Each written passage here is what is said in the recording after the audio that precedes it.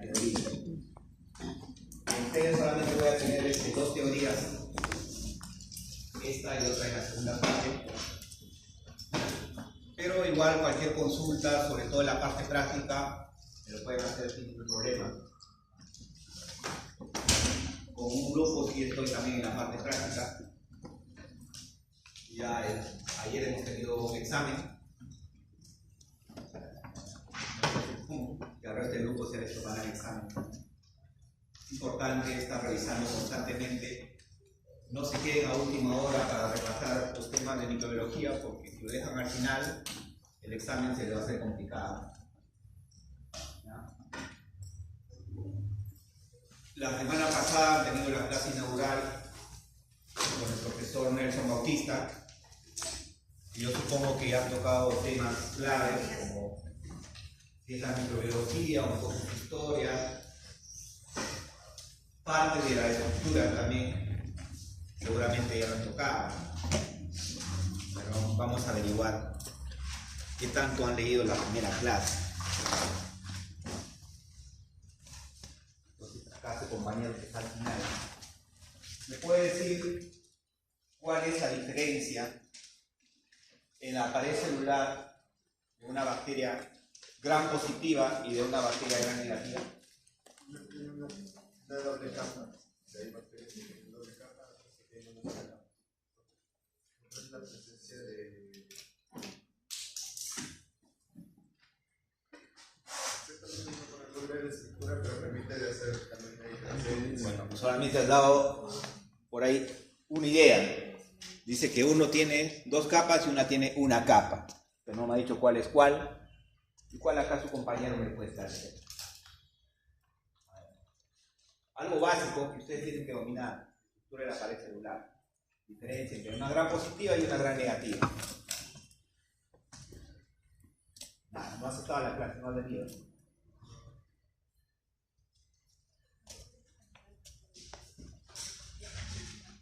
Por acá dice su compañera la cantidad de peptidoglicano. Puede ser, pero tienes que especificar más. La gran positiva tiene una capa gruesa de pared celular. Las bacterias gram positivas tienen una pared más gruesa si lo comparamos con la pared celular de una gram negativa. Esa es una diferencia. Otra diferencia. A ver, señor delegado. Otra diferencia entre una bacteria gram positiva y gram negativa respecto a pared celular. La pequeña pared gruesa es la que se colorean. Ya bueno, por eso se llama gram positiva. De un color del colorante cristal violeta, pero hay otras características. Su compañero por allá me dijo algo. ¿Quién tiene membrana externa? ¿Las gram positivas o las gram negativas? ¿Ah? No los escucho. Las gram negativas, ¿no? Tienen una membrana externa. Y en esa membrana externa también tienen un componente que solamente se encuentra en las gram negativas. ¿Cómo se llama ese componente? El famoso lipopolisacárido. Lipopolisacárido. El cual a su vez, como vamos a ver hoy día, justamente una de las partes del lipopolisacárido es la endotoxina, ¿no? El lípido A. Mientras que en una pared celular de una gram positiva, ¿cuáles son las dos moléculas diferenciales? Porque peptidoglicano encontramos en ambas. A ver, por acá que no ha participado, a ver. No te acuerdas acá. No has revisado. Tienen que revisar. A ver. Ácido teicoico y ácido lipoteicoico, ¿no? Pero es facilito para poder diferenciar. Pared celular más gruesa, o sea, con peptidoglicano más grueso, en las gram positivas, en las cuales además encontramos como moléculas solamente de ellas, el ácido teicoico y el ácido lipoteicoico. En las que la gram negativa está la capa epitelio delgada, una membrana externa, que es una bicapa fosfolipídica con proteínas, lipoproteínas y otros, pero adicionalmente tiene su lipopolisacárido. Bien. Está viendo ahí, si ustedes más o menos han revisado la clase anterior, ¿no? Que justamente la base de eso me va a servir para poder encontrar fricciones. Yo voy a complementar la clase con un temita que falta, que es sobre esporas, y luego ya vamos a hablar netamente de lo que son factores de gluteno. El último, por favor, cierra la puerta de arriba. Ya vamos a empezar la clase el día de hoy. Quiero saber si me escuchan sin micro. ¿Sí? Porque a veces con el micro que me distrae un poco. Muy bien. Entonces, continuando con la parte de estructura, el día de hoy vamos a ver lo que son esporas, ¿no? Pero antes de lo de esporas, hay unas preguntas generales, ¿no? Ya de esporas generalmente pertenecen a lo que es estructura. Un par de preguntitas, a ver. ¿Qué factores de virulencia conocen? Obviamente virulencia microbianos o bacterianos. La cápsula bacteriana. La cápsula, muy bien. ¿Hay otro factor? La formación de endospora. Puede ser. ¿Qué más? Nadie ahí, ya se ha subido hace un buen rato a la aula virtual. Bueno, el día de hoy van a conocer el resto de factores de virulencia y también cómo diferenciar a un organismo patógeno de un oportunismo, ¿no? Al final de la clase ustedes tendrán que tener una capacidad de discernir esas dos interrogantes. ¿Ya? No vaya a ser que vean en su examen y no esté escrito directamente en las diapositivas, ¿sabes? Así que tienen que interpretar lo que vamos a estar exponiendo. Entonces vamos a entrar a la parte correspondiente a la endospora bacteriana. Entonces, el último, por favor, cierra la puerta. La endospora bacteriana es una estructura de resistencia, producto de la diferenciación de una célula vegetativa bacteriana sometida a un tipo de estrés. Ese estrés, por ejemplo, podría ser un estrés térmico, un estrés radiactivo, un estrés nutritivo, un estrés hídrico, un estrés debido a la presencia de compuestos antimicrobianos, desinfectantes, antibióticos.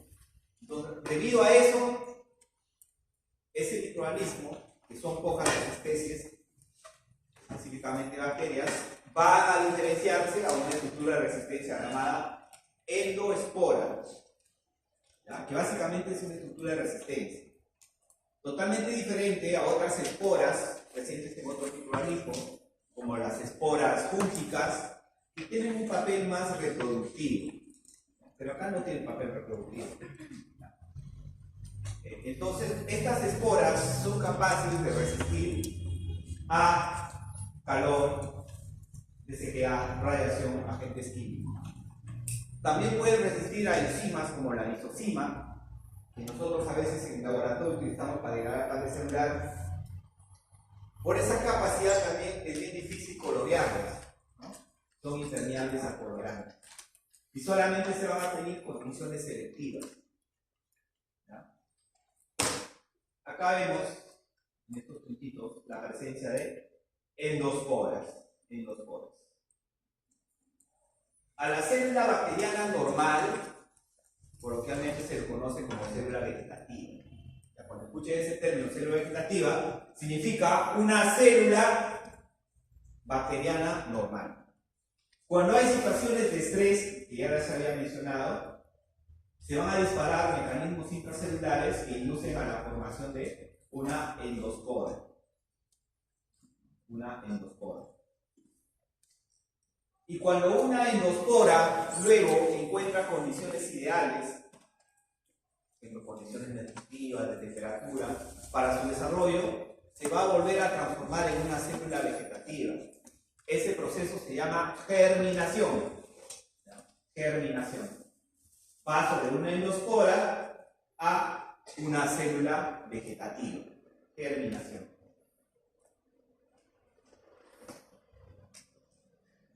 ¿Y por qué la endospora bacteriana puede aguantar temperatura, radiación, agentes químicos? Parte de la explicación se debe a su estructura, ¿no? Miren ustedes. Lo normal es acá tenemos el ADN. El conjunto de ADN localizado en una célula bacteriana, ¿cómo se llama? A ver, pregunta de primera clase, supongo, lo han aprendido. ¿Ah? ¿Cómo? No, pero ¿cómo se llama esa región donde todo se llama? Nucleoide. ¿Por qué ha abierto la puerta y ya están fuera de hora? 10 minutos es la tolerancia y están interrumpiendo. A ver, entonces acá tenemos hasta la pared celular, eso normal, ¿no? Pero miren que ustedes tienen acá un córtex, que es una peptidoglicana especial, una cubierta o espora, o llamada cutícula, que es de naturaleza proteica, igual que el exosporio. Entonces tiene 3 capas adicionales que van a permitir que sea mucho más resistente a agentes nocivos, ¿no? Y acá también se observan corte, la capa cortical, el exosporio. Ahora, hay 2 componentes clásicos que solamente lo vamos a encontrar en una endospora bacteriana. Una de ellas se llama ácido dipicolínico. Este ácido dipicolínico va a estar asociado a calcio y lo va a conferir ciertas propiedades especiales a esta endospora. Una de esas propiedades es que le ayuda a resistir mejor a la acción del calor, ¿no? Cuando se entrelaza entre las bases del ADN, entonces lo que va a proporcionar es estabilidad. Una característica de una endospora es también que tenga poca agua, por eso que tiene su protoplasma deshidratado. No genera mucha actividad metabólica, por eso es casi inerte. El citoplasma es ácido, entre 5 a 6, y ahí encontramos la presencia de unas proteínas muy especiales, denominadas en inglés SAS, ¿no? Vienen de Small Acid Soluble Proteins, o pequeñas proteínas solubles en ácido. Estas proteínas también son muy importantes porque van a contribuir a la resistencia, también al calor, pero también a la desecación y radiación ultravioleta, ¿no? Cuando se unen al ADN. Entonces tenemos estas SAS, estos ácidos picolínicos, que van a explicar, aparte de obviamente las cubiertas que tiene la endospora, a la resistencia que tienen pues, a esos agentes nocivos. Además, en el proceso de germinación, las SAS van a servir como una fuente de carbono y fuente de energía en la germinación. Entonces, muy importante estos componentes, ¿no? Función del ácido dipicolínico y de la SAS. Acá tenemos el panorama general de las fases de esporulación y el ciclo vegetativo, ¿no? Cuando hablamos del ciclo vegetativo será pues la división normal, ¿no? Hay condiciones ideales. Una célula, ¿no? Va a crecer y luego se va a dividir. Ya van a ver ustedes más adelante seguramente tipos de división celular más comunes en las células procariotas como bacterias, ¿no? Como la fisión binaria, por ejemplo. Ahora, cuando hay condiciones inadecuadas, que acá no lo dice en la figura, ¿no? Pero acá les he dicho que hay situaciones de estrés térmico, hídrico, radiactivo u otro, que pueden disparar. A ver si ustedes averiguan cuáles son esos genes involucrados, por ejemplo en Bacillus subtilis, que inducan la esporulación. Lo primero que se va a producir es una división asimétrica. Esa división celular asimétrica constituye la fase 1 de esporulación. Luego la fase 2 ya vemos la presencia de un ceto o tabique y la formación de una preespora. Luego ocurre una invaginación, ¿no? Entonces ya vamos adicionando una capa. Luego viene la formación de un córtex, ¿no? Posteriormente, ya la cubierta de la espora, la captación de calcio, la formación del SAS y ácido dificolínico, ¿no? Que son componentes muy importantes en la endospora. Luego voy a ver en la maduración y lisis, ¿no? Se destruye toda la célula y se libera la endospora para germinar. Ahora, ¿qué géneros bacterianos producen endosporas? Yo le voy a dar solamente dos ejemplos, a ver si ustedes harían más. El género Bacillus y el género Clostridium, ¿ya? Género Bacillus y género Clostridium.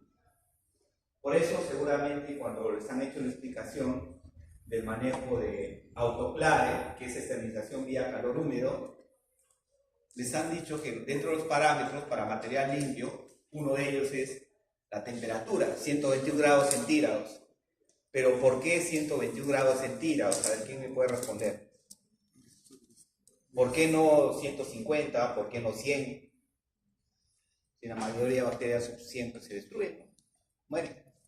¿Por qué 121 grados centígrados? Porque esa temperatura es desnaturalización de las proteínas en la pared celular y más de la bacteria. No. ¿Por qué no es suficiente para desarrollar esta endospora? Por ahí va el camino, ¿no? Existen endosporas bacterianas de estos géneros Bacillus. Algunas de ellas pueden aguantar hasta 120 grados centígrados. Y con 121 grados centígrados te aseguras a 15 minutos y a 15 libras por pulgada cuadrada. Pero incluso yo lo puedo destruir a menos temperatura. Pero ¿qué pasaría? Necesitaría mucho más tiempo. Por ejemplo, 2 horas, 3 horas, y eso obviamente no es conveniente. Entonces ya saben por qué. Acá tenemos una tablita para poder diferenciar características de una endospora y de una célula vegetativa, ¿no? Desde el punto de vista microscópico, es refringente, alto contenido en calcio, presencia de ácido dificolínico, baja actividad enzimática, tasa de respiración bajo nula, síntesis de macromoléculas nula, alta resistencia a calor, radiación, productos químicos, obviamente acá desinfectantes, antisépticos, antibióticos, resistencia a lisozima, bajo contenido de agua y presencia de las SAS, ¿no? Las pequeñas, proteínas pequeñas solubles en ácido. Están las diferencias. Ahora vamos al segundo tema, ¿no? Ya acabamos lo de estructura y ahora simplemente entramos a lo que corresponde a factores de virulencia. Sí. Mencionó usted del estrés que sufre la endospora con A la endospora, bueno. y uno de ellos es la temperatura. No, o sea, cualquiera de ellos podría disparar. O sea, si tú lo pones a una célula vegetativa, por ejemplo, a un bacilo, a alta temperatura, donde no tan alta, 60 grados, entonces vas a disparar mecanismos para que se transforme con diferencia hacia espora. Cuando ya no tengan nutrientes en el medio de cultivo, se va a disparar ese mecanismo para que se transforme en esporas y así pueda aguantar. A eso me refiero. Es solamente Sí, porque en condiciones ideales le conviene más estar con una célula vegetativa. Cuando hay una temperatura, un pH, nutrientes adecuados, ¿para qué se va a transformar? No tiene sentido. Ok, entonces entramos a lo que es factores de virulencia, pero primero con un par de definiciones. Patogenicidad y virulencia, ¿no? Patogenicidad es la capacidad de causar enfermedad tras superar a las defensas del anfitrión o huésped. Mientras que virulencia es el grado o extensión de esa patogenicidad. Y ahora vamos a ver el concepto de factores de virulencia, ¿no? Entonces, factores de virulencia son los rasgos o características que van a permitir o mejorar la habilidad de los microorganismos para causar enfermedad. Entonces, tiene que ser un conjunto, porque generalmente un factor de virulencia va a ser muy complicado que uno solo cause enfermedad. Ya al final vamos a ver una diapositiva que engloba todos esos términos y ustedes van a poder discernir cuándo solamente es colonización, cuándo es infección y cuándo es enfermedad. Entonces, ejemplos de factores de virulencia, que muchos de estos vamos a desarrollar el día de hoy, son factores de adhesión, pigmentos, que seguramente lo vamos a revisar hoy en la práctica. Mecanismos de evasión a la defensa del huésped, enzimas extracelulares, toxinas, factores antifagocíticos, resistencia a los antimicrobianos, producción de biopelículas. Todos estos los vamos a desarrollar. Y acá tenemos una figurita donde tenemos resumido muchos de estos factores de virulencia. Por ejemplo, las toxinas, pueden ser exotoxinas o endotoxinas, factores de adhesión como las fibrias, adhesinas, los filis, también moléculas que permiten la adquisición de nutrientes, como estas proteínas que se unen al hierro, las llamadas hidróforos, otras que te permiten invasión, entre ellos tenemos enzimas como quinasas, coagulasa y otros factores, otros que te permiten evadir al sistema inmune, enzimas, otras toxinas, la presencia de cápsula, ¿no? Entonces, en esa figurita, por ejemplo, ustedes pueden, si no tienen tiempo, lo mínimo tienen que saber es esa figurita, ¿no? De factores de virulencia, porque ahí te da varios ejemplos y te dice qué tipo de factores de virulencia son.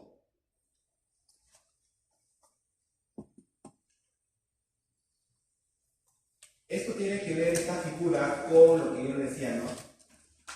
Cuando se produce daño, enfermedad o muerte, ¿no? La respuesta a los daños se basa en tres principios: la patogenicidad microbiana, que viene del resultado de la interacción huésped-microorganismo. Huésped-microorganismo. Luego, el resultado del daño al anfitrión, cuando ya superan, obviamente, las barreras de defensa. Y el daño ya es, obviamente, el reflejo de los factores de virulencia o una respuesta probablemente exacerbada o inadecuada del huésped. Cuando se supera, cuando el microorganismo te genera daño y aparte tu sistema de defensa está bajo, recién ahí se va a manifestar y producir daño o enfermedad y puede, en algunos casos, lamentable llegar hasta la muerte, ¿no? Incluso a personas jóvenes, aparentemente, dependiendo, obviamente, del patógeno. Obviamente que para entender mejor eso habría que conocer algo de inmunología, que ustedes no van a tener más adelante en inmunología aplicada todavía. Acá hay otra clasificación de factores de virulencia que se van a distribuir en 6 categorías, ¿no? Hay algunos factores de virulencia que van a servir para que se mantenga en el reservorio, que reciben las células del huésped, otros para que pueda ingresar al hospedero, otras para multiplicarse, otras para contrarrestar o evadir al sistema inmune, otras para adquirir nutrientes o sentir cambios en el entorno. Acá lo que tenemos es una célula procariota, ¿no?, que está produciendo toxinas. Estas toxinas obviamente son exotoxinas, ¿no? Se lo puedo determinar porque las endotoxinas no podrían ser porque forman parte de la pared celular de un negativo y obviamente no son solubles, no son productos que se secretan. Por eso yo deduzco que estas son exotoxinas, así de fácil, ¿no? Acá vemos algunos elementos de adhesión como flagelos, ¿no? Pero esta figurita me sirve sobre todo para ver esta terminología, ¿no? El H, el O, el K, sobre todo, o fingers, ¿no? Que cuando tenemos un microorganismo, a veces pueden ser de la misma especie, pero hay que, diferentes cepas, hay que saber diferenciarlos, ¿no? Y una de las formas de diferenciarlos es por serotipificación. Y la serotipificación se basa en la presencia de ciertos antígenos. Antígenos es una molécula, en este caso proveniente de un microorganismo, que va a ser capaz de ser reconocido como extraño por nuestro sistema inmune. Como extraño por nuestro sistema inmune. Y si ya se reacciona contra eso, ya sería, pues, a su vez inmunógeno. Entonces, desde este punto de vista, estos antígenos que están presentes en el flagelo se denominan antígenos tipo H, ¿no? Antígenos flagelares. Los que están en la cápsula son de tipo K y los antígenos O se llaman también antígenos somáticos. ¿Ya? Antígenos somáticos.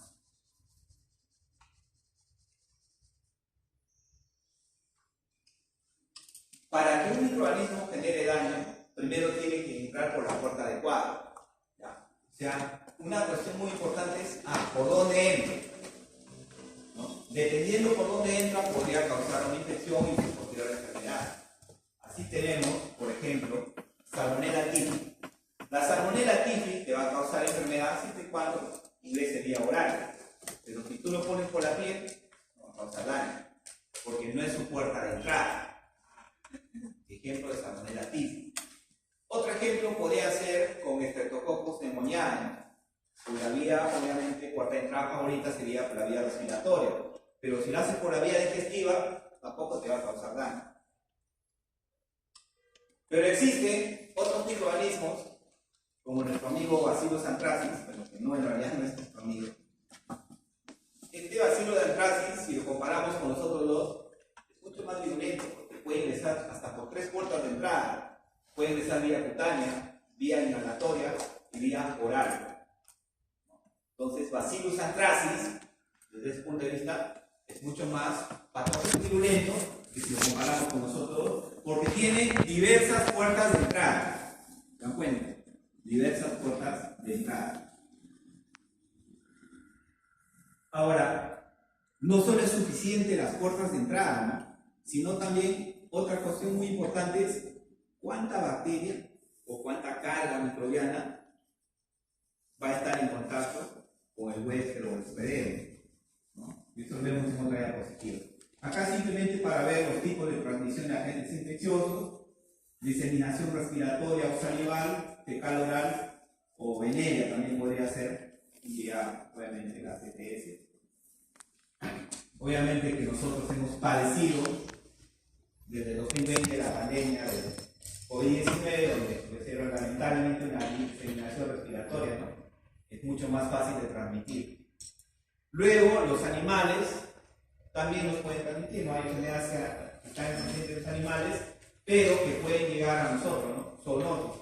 Justamente, el Bacillus anthracis, que produce el anthrax o carbunco, todavía hay casos en el Perú, ¿no? Son casos de zoonosis en animales.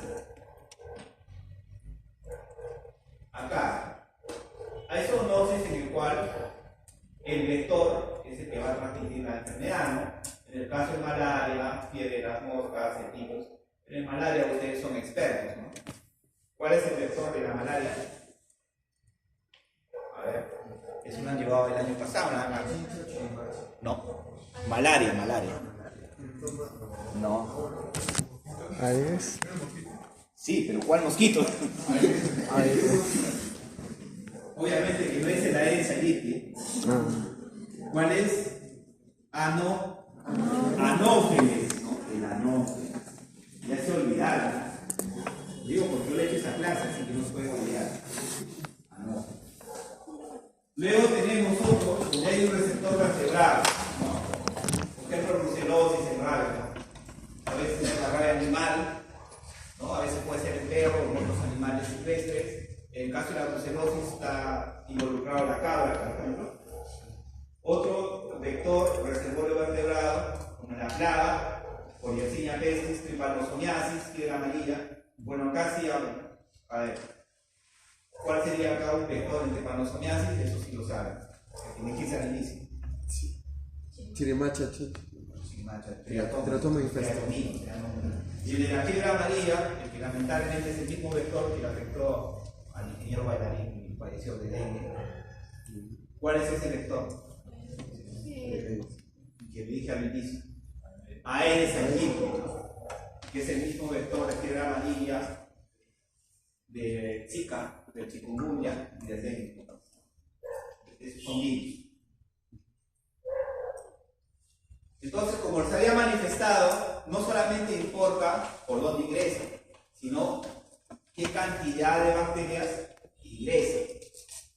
Y habrá algunas bacterias que necesitan poco número para generar enfermedad, mientras que hay otras que necesitan millones, ¿no? Entonces acá vemos, como un ejemplo palpable, Shigella. Shigella tiene una dosis infectiva bastante baja. Miren, necesitamos solamente 200 Shigellas para causar enfermedad. En este caso podría ser la especie Shigella dysenteriae, que produce la toxina Shiga y que a su vez se da disentería. Miren lo poquito que es, 200. Por eso que cualquier producto, cuando nosotros hacemos control de calidad, Cualquier producto en que se detecte presencia de Shigella, automáticamente inactiva todo un lote. Porque basta que haya uno solo, ya es una señal de peligro. No puede pasar. Ya sea un producto farmacéutico, un producto alimenticio, un producto cosmético, cualquier tipo. Ausencia de Shigella. Mientras que la salmonela va a depender, ¿no? Hay muchos productos que dicen ausente salmonela y Shigella. Acá para el ejemplo de la cantidad de bacterias, si hablamos de las salmonelas, con excepción de la salmonela tifli, ustedes miran ahí, necesita gran cantidad de bacterias, en el orden de millones, ¿no? A ver, ¿cuánto es 10 a la 6? ¿En millones? 1 millón. ¿Y 10 a la 9? Entre 1 millón a 1000 millones. ¿Se dan cuenta la cantidad comparado con 200? Shigella entonces es mucho más poderoso que salmonella.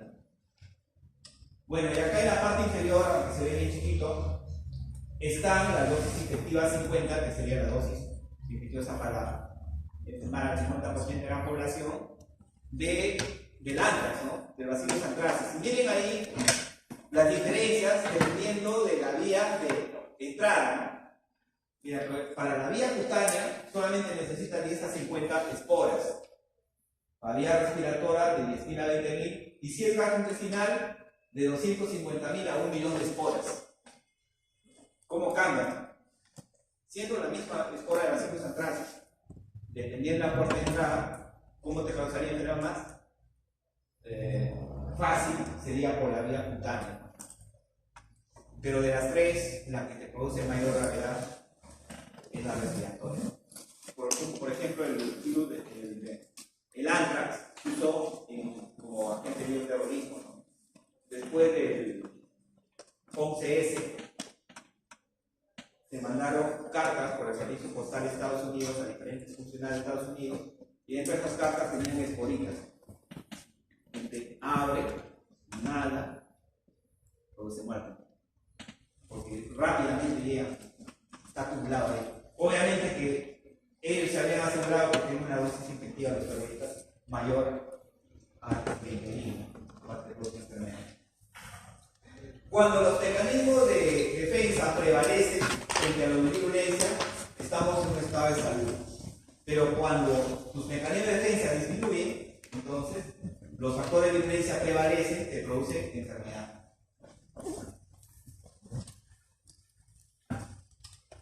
Acá tenemos algunos ejemplos de mecanismos y su puerta de entrada. No vamos a mencionar todos. Por ejemplo, acá a nivel óptico, podría ser para pseudomonas aeruginosa, a nivel de cosa respiratoria, la borrelia tracutis, la toferina, virus de influenza, a nivel gastrointestinal, el cólera, la salmonela, Clostridium difficile, a nivel digital, gonorrea, clamidia, papillomavirus, urinario, Escherichia coli. Parenteral, tenemos como ejemplo al virus de la hepatitis B y C, ¿no? Porque el A es vía oral. Transplacental, me acuerdo siempre de algo TORCH que llamaban. Entre esa toxoplasma, rubiola, citomegalovirus, que también pasa. Es virus de uno de sus virus humanos. Estafilococcus aureus también, una infección vía verde. Y acá tenemos una tabla con factores de virulencia para ver en qué parte estarían estos genes, o cómo se transportan, cómo se codifican. Plasma. ¿Qué es un plasma? Supongo que esto me he hecho en la primera parte estructural microbiana. ¿Qué es un plásmido? ¿Quién sabe qué es un plásmido? Es un fragmento de ADN circular extra cromosómico. ADN extra cromosomal circular. Y no lo tienen todas las bacterias. Parece que tú así el único que has leído las clases. El resto no hay leído las clases. ¿No?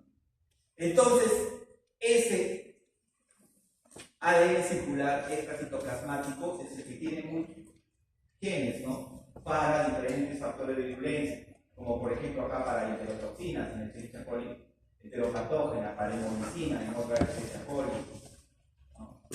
Shigella, otro E. coli, enteroinvasivo para productos químicos implicados en invasión, Bacillus anthracis, que tiene el factor relema, factor letal, antígeno protector, que son tres toxinas que actúan juntos para generar pues, el daño producido por Bacillus anthracis, ¿no? Y existen otras que están codificadas por fagos. Los fagos, o mejor dicho, los bacteriófagos, son virus de bacterias. Entonces, cuando un bacteriófago infecta una bacteria y se va a entrelazar con el material genético de la bacteria, y parte de ese material genético pueda que tenga estos factores de virulencia, y ya lo incorpore a su genoma. Y luego, cuando ese bacteriófago agarra e infecta a otra bacteria, pues ya le está pasando. Por eso dice acá, la virulencia pues por fagos. Ejemplos: toxina de la listeria para Corynebacterium litterae, la toxina Shiga, en este caso que se echa Corynebacterium hemorrágica, la toxina botulínica, el Clostridium botulino, la toxina del cólera, del milio cólera. Así se pronuncia, pero que esté tolerada, por si acaso.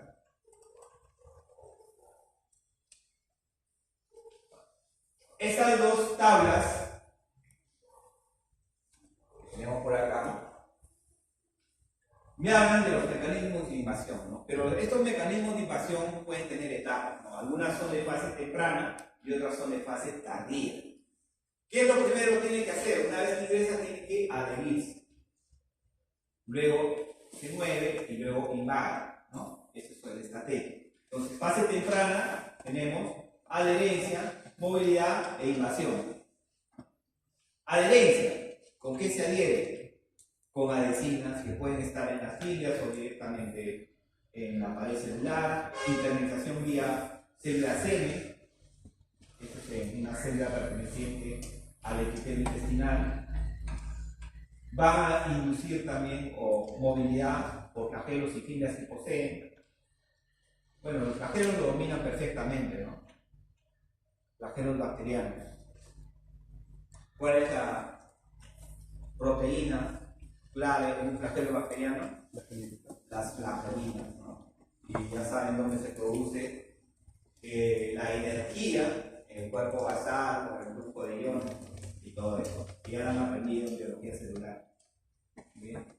Invasión por sistemas de secreción, ¿no? Básicamente, o por efecto de mecanismo molecular. O sea, ya vamos a ver más adelante, los sistemas de secreción son sistemas que te van a permitir repartir diferentes factores de virulencia en la célula huésped. Mecanismos de infección de fase tardía. Son aquellos que te permiten sobrevivencia intracelular, movilidad intracelular, evasión de la respuesta inmune y variación antigénica, sometimiento y confrontación. ¿Cómo sobrevives en el intracelular? Con sideróforo. ¿Qué es el sideróforo? Molécula que te va a quedar, va a secuestrar hierro. Te quita el hierro para su beneficio. Puede haber mimetismo molecular también en la forma, ¿no? ¿Para qué? Para evitar que el sistema inmune te reconozca y te destruya. Movilidad intracelular, ¿no?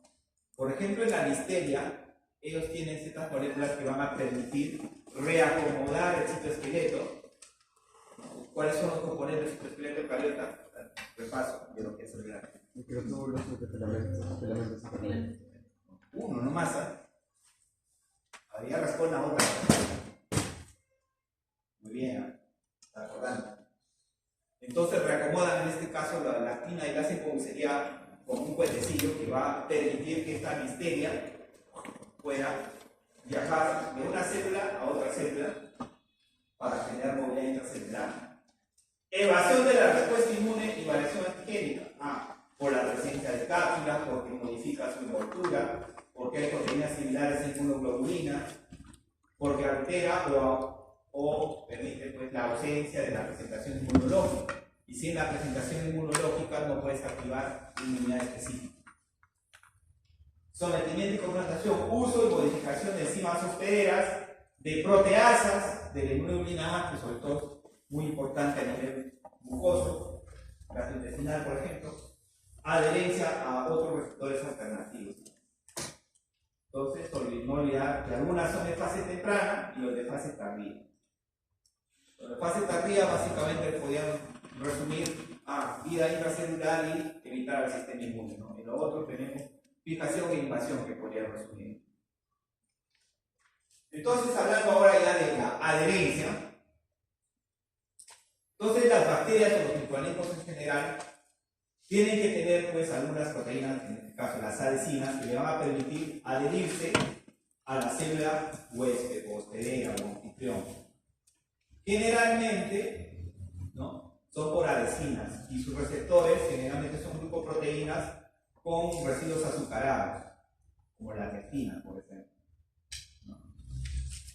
Entonces, estos elementos de adherencia como pi, filas, flagelos, juntos a adhesinas son los que permiten esta parte de la adherencia, ¿no? También el ácido lipoteicoico puede ayudar a la adherencia, ¿no?, de otras proteínas como la F y la N en el Streptococcus, que es una bacteria gram positiva.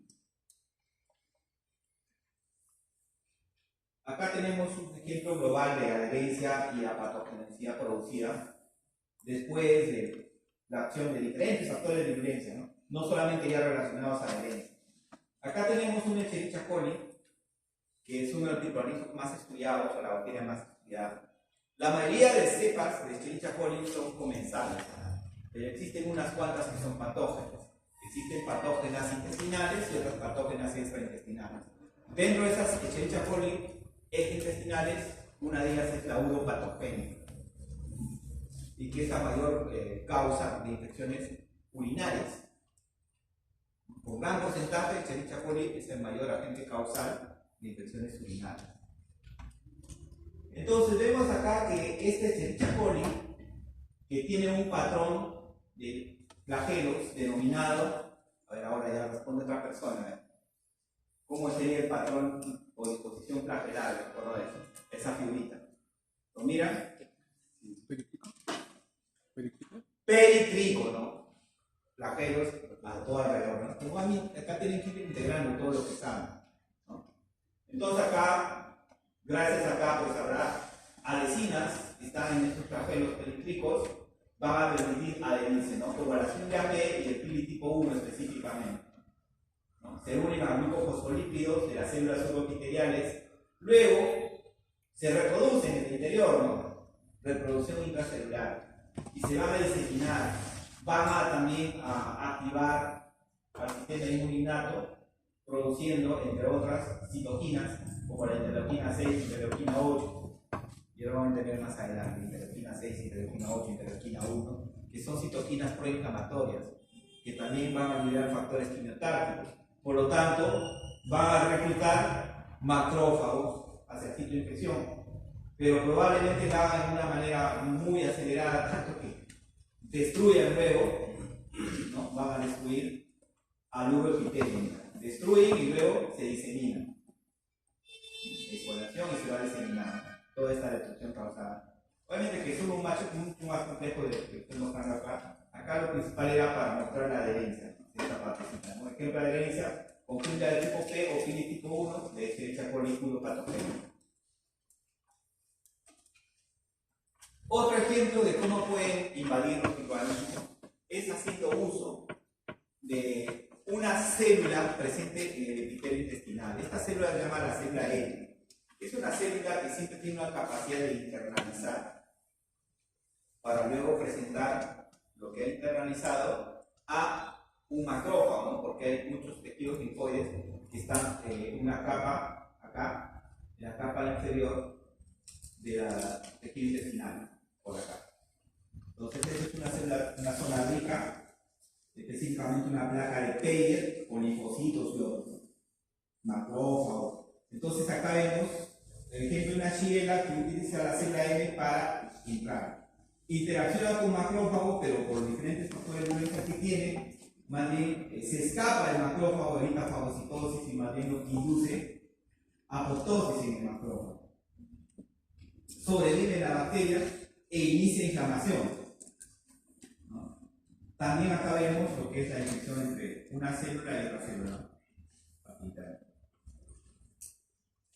Luego acá hablamos de los sideróforos, que les había dicho que los sideróforos eran moléculas que quelaban o secuestraban hierro.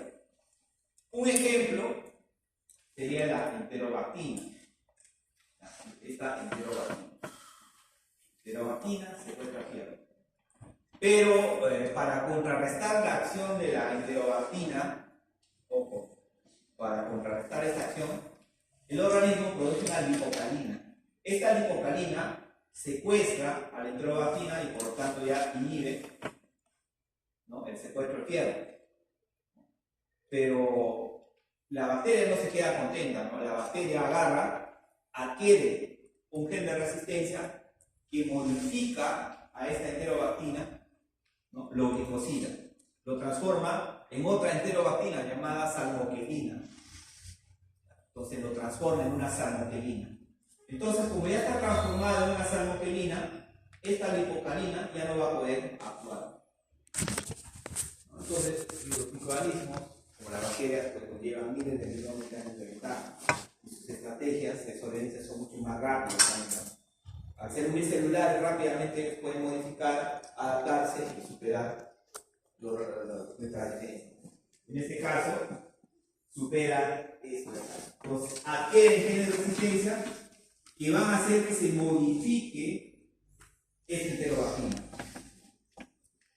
Entonces, ahí vemos un ejemplo clásico de sideróforos. Ustedes busquen otros ejemplos de sideróforos. Yo les he mencionado dos: enterobactina y salmoquelina. A ver, busquen más ejemplos de sideróforos.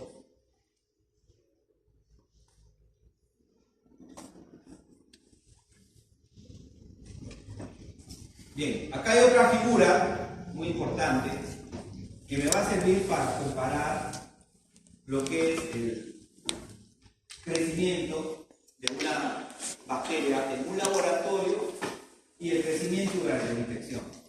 Esto es lo que nosotros hacemos, ¿no? Durante el laboratorio nosotros le damos condiciones adecuadas de vida y la bacteria no va a necesitar expresar muchos de sus factores de influencia que no le inducimos, ¿no? Está de manera normal. Mientras que durante una infección normal, pues esta bacteria tiene que desplegar diferentes factores de violencia, ¿no? Tiene que desplegar factores de violencia para que le permitan adherirse, ¿no? Va a secretar toxinas, ¿no? De repente mecanismos de resistencia a antibióticos, todo, ¿no?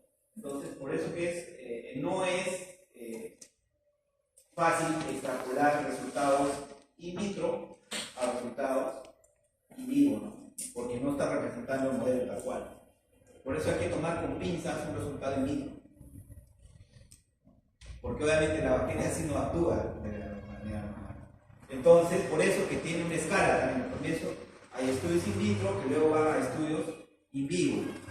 Y estos también tienen diferentes niveles, ¿no? No se puede extrapolar. Porque obviamente una bacteria o cualquier microorganismo no actúa de la misma manera en un laboratorio que en vivo. ¿No? Era sobre todo para remarcar eso, la importancia de esta figura.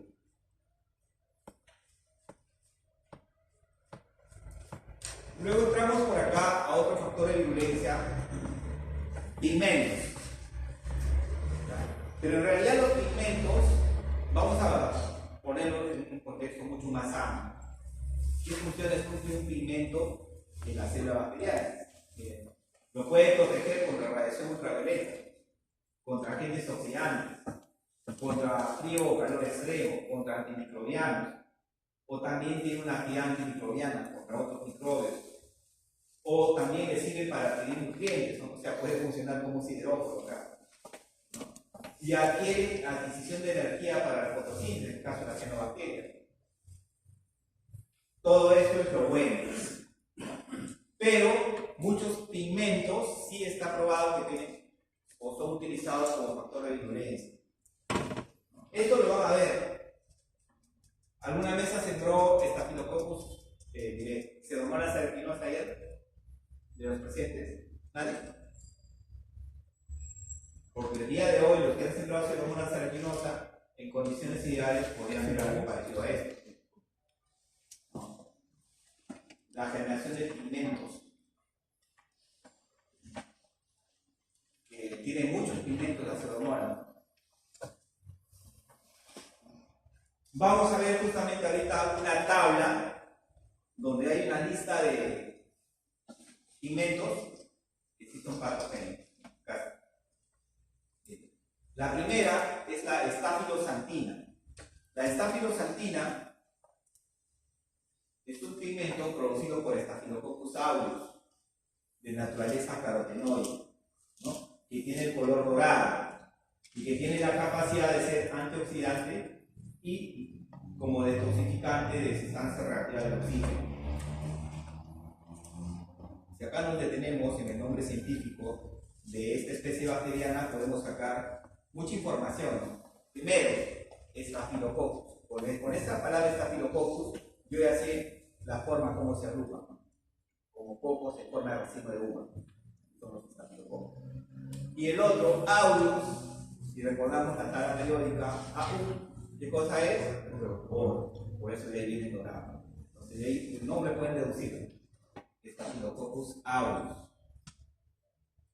Uno de los pigmentos de Pseudomonas es la tiocianina, que tiene una naturaleza de fenacina, va a producir un color verde azulado, se puede decir, ¿no? Tal como han visto acá. Esta sería la presencia de este pigmento, de tiocianina. Y miren la cantidad de cosas negativas que puede aportar, ¿no? Es citotóxico, induce apoptosis en neutrófilos, genera pues una falla en la movilidad ciliar, es proinflamatorio. Otro, la melanina, ¿no? Que puede ser polímero de poliinglina o poliacetilena. Tiene un color blanco o marrón oscuro. Y acá los patógenos que producen este pigmento, la mayoría de ellos no son bacterias, ¿no? De esta lista. Por ejemplo, Burkholderia cepacia sí es bacteria. Después tenemos algunos hongos como la levadura Cryptococcus neoformans, el hongo filamentoso Aspergillus o este hongo también Sporotrychenia, ¿no? Tienen capacidad antioxidante, antifagocítica y bloquean antimicrobiano. Entonces ahí ya tenemos más ejemplos, no voy a leer todos, pero vamos directamente a otro que me llama la atención. La prodigiosina, por ejemplo. La prodigiosina, ustedes van a ver que da un pigmento rojito producido por Serratia marcescens, ¿no? Que tiene aquí algunos supresores. Se ve bien bonito en el laboratorio.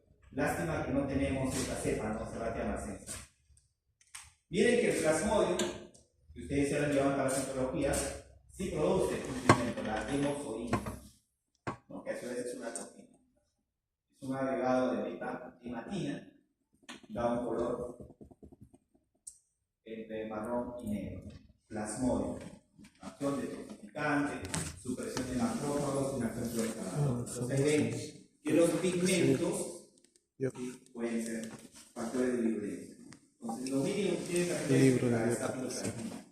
Además que es muy probable que dependiendo de la cepa de Staphylococcus aureus usada, lo puedan ver en la práctica. Y cuando hablamos de pigmentos producidos por microorganismos, es en un medio de cultivo general, no cuando es un medio especial, donde ya de por sí tienen colores. ¿No? Ejemplo de medio de cultivo general. Dime un ejemplo.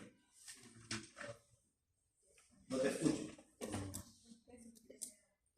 Free sugar iron, no, eso no es. Agave, triticasa, soya, ¿no? Otro ejemplo. No, pero están viendo de medio sólido. ¿Cuál? LB hongos. No, PDA hongos.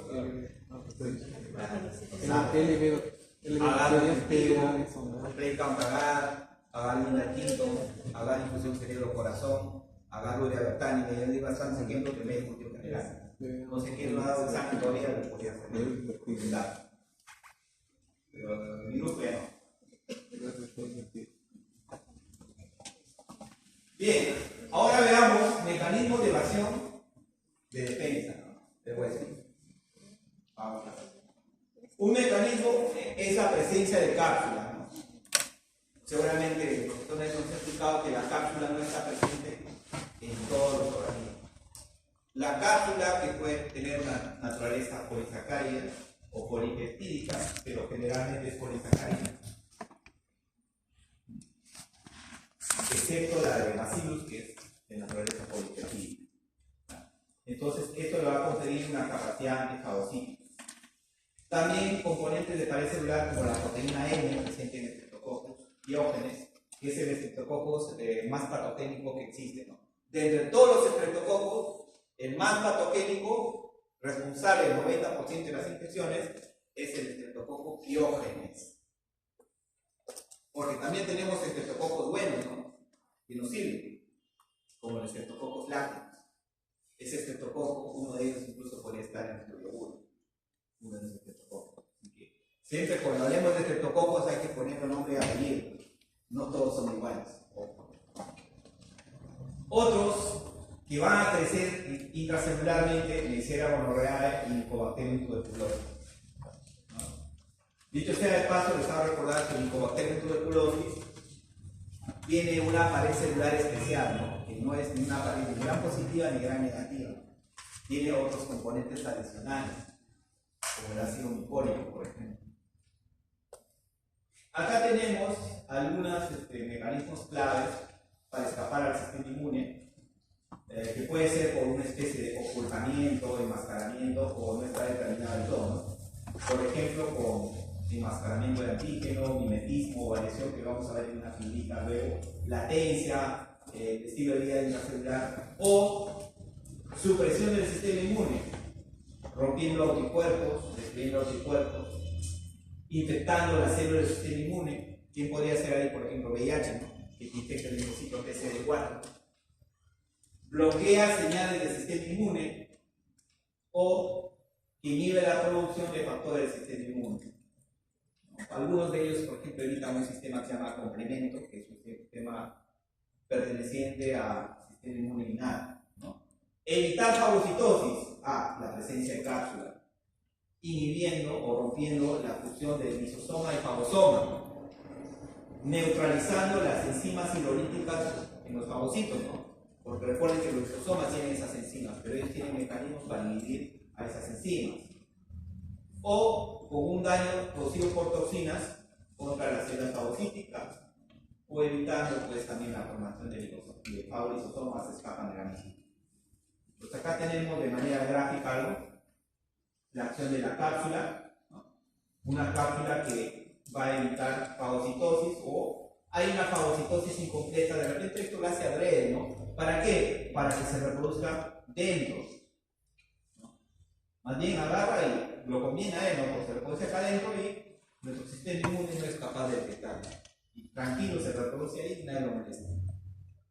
Ahora vamos a ver estas figuritas. Les voy a subir la versión actualizada. Ustedes tienen la clase que no sé si le llegué a actualizar en el aula virtual. Se dan cuenta que esta figurita no está. No sé quién la habrá bajado, creo que nadie. Pero ahí está. Miren. Enmascaramiento por antígeno. Entonces, este patógeno se va a cubrir con algunos elementos del hospedero, de tal manera que evita la detección por el sistema inmune. Luego tenemos el mimetismo, ¿no? Entonces, estos patógenos van a generar antígenos parecidos a los que están presentes acá en la célula de West, de tal manera que el sistema inmune, al detectar esto, va a decir: no, esto es parte de nosotros, no nos va a detectar como algo extraño. Y luego tenemos pues la variación antigénica. Esto ya es cuando cambian tanto y tan rápido que el sistema inmune no es capaz de reaccionar y defenderse contra estos patógenos. ¿Se dan cuenta? Miren, hay 3 estrategias, ¿no? Que ya les había enviado hablar.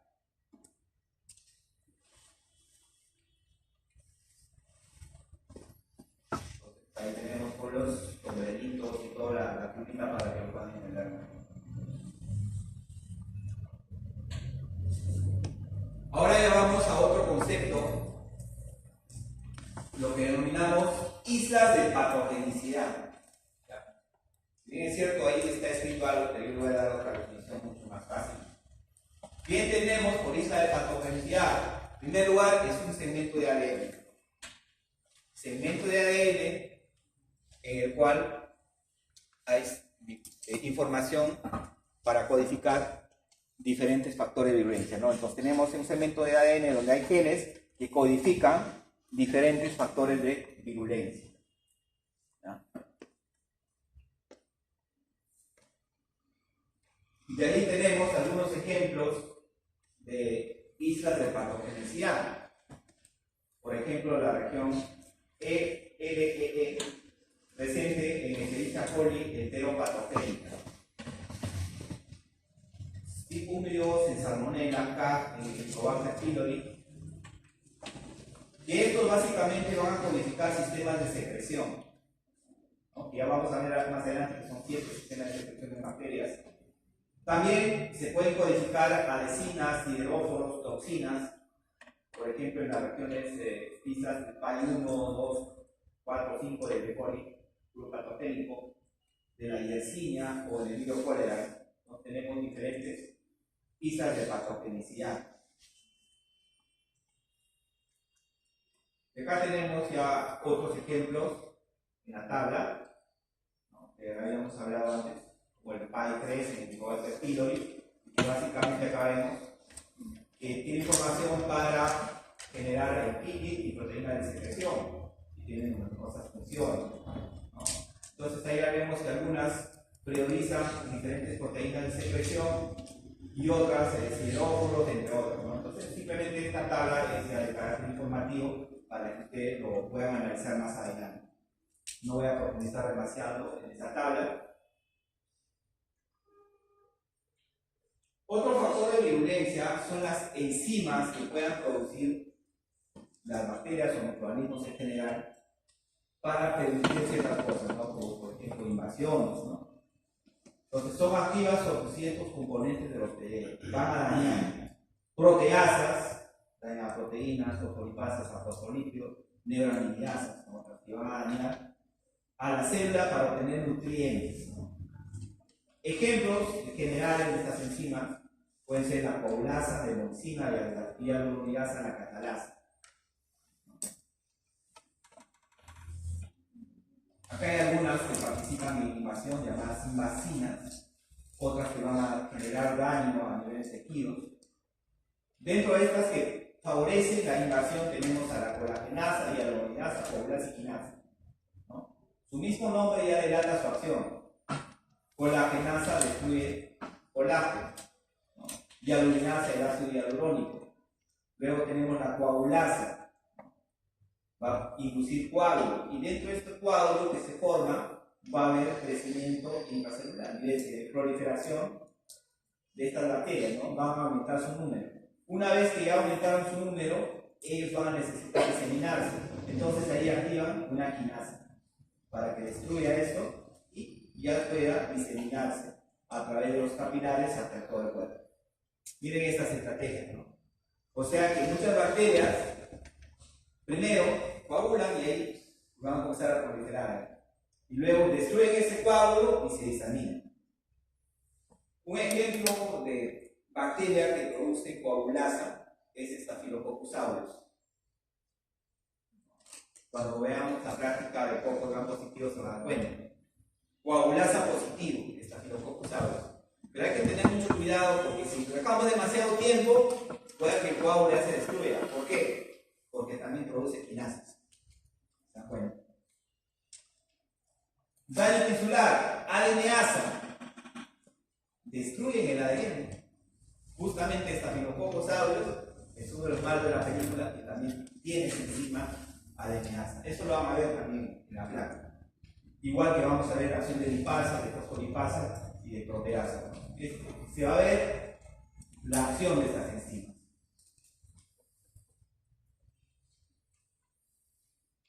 Acá tenemos un ejemplo ya en tablita de ejemplos de invasinas, o sea, el flagelo se puede considerar también, pero el resto son enzimas, ¿no? La colagenasas, neuraminidasas, coagulasas y quinasas. Bueno, estas ya la mayoría les he explicado. Ahora vamos a ver qué cosa dicen las neuraminidasas, ¿no? Son enzimas que van a destruir el ácido neuramínico. el cual tiene un rol importante en la regulación de las comunicaciones de las células hospederas y el transporte de membranas, ¿no? Entonces van a dañar la biología normal y las funciones del sistema inmune, ¿no? Ejemplos de organismos que producen neuraminidasas tenemos al Vibrio cólera, al virus de la influenza y a la bacteria también, a Haemophilus influenzae, ¿no? Entonces ahí tenemos ejemplos. Entonces ahí tienen ejemplos de los que producen colagenasas, Clostridium perfringens, Vibrio unificus, Streptococcus mutas. Clostridium perfringens. A ver, ¿qué característica importante me pueden decir de un Clostridium? Fuera de lo que ya hemos hablado acá, que está relacionado con la clase que daba. ¿Qué produce? Es una estructura que lo produce también los bacilos. ¿Cómo se llama? Endosporas. Recuerden que Clostridium y bacilos producen endosporas. Vibrio unificus es también una bacteria del género Vibrio. Ya por los 100 años, estas generalmente son bacterias halófilas porque viven en el mar. Colagenasas, Clostridium perfringens, también Vibrio y Streptococcus mutans. Bueno, el mutans, ojo acá, principal agente etiológico de la caries dental. Streptococcus mutans. Neuraminidasa, coagulasa, ya se había dicho, ¿no? Staphylococcus aureus y también Streptococcus faecalis. Quinasas, Streptococcus pyogenes y el agua, ¿no? Entonces ahí tienen ejemplos de qué organismos podrían producir algunas enzimas que actúan como imacinas o que tienen un flagelo, ¿no?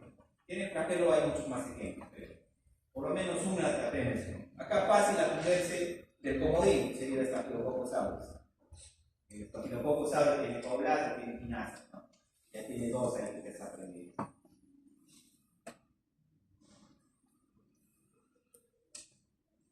Bien, ahora vamos a hablar de lo que son las toxinas bacterianas. Lo vamos a dividir en dos tipos: exotoxinas y endotoxinas. Las exotoxinas son secretadas, producidas y eliminadas de la parte externa por una bacteria, como parte de su crecimiento, inducido también algunas. La naturaleza química que tiene las exotoxinas son de naturaleza proteica. Entonces ya de ahí es un dato muy importante. Pueden ser producidos por todo tipo de bacterias, tanto gram positivas como gram negativas. Los genes para producir las exotoxinas están en plácidos o bacteriófagos. Y por su naturaleza química son solubles en fluidos corporales. Entonces de ahí ya tenemos características muy importantes de las exotoxinas, ¿no? Sobre todo la naturaleza química y quienes lo producen, ¿no? Importante.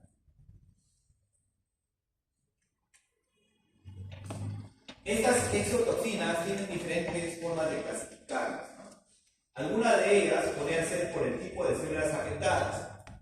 Pueden ser citotóxicas, ¿no? Que afectan a diferentes tipos de células, neurotóxicas o neurotoxinas que afectan solo a neuronas, o enterotoxinas que afectan principalmente a enterocitos, que son células intestinales, ¿no?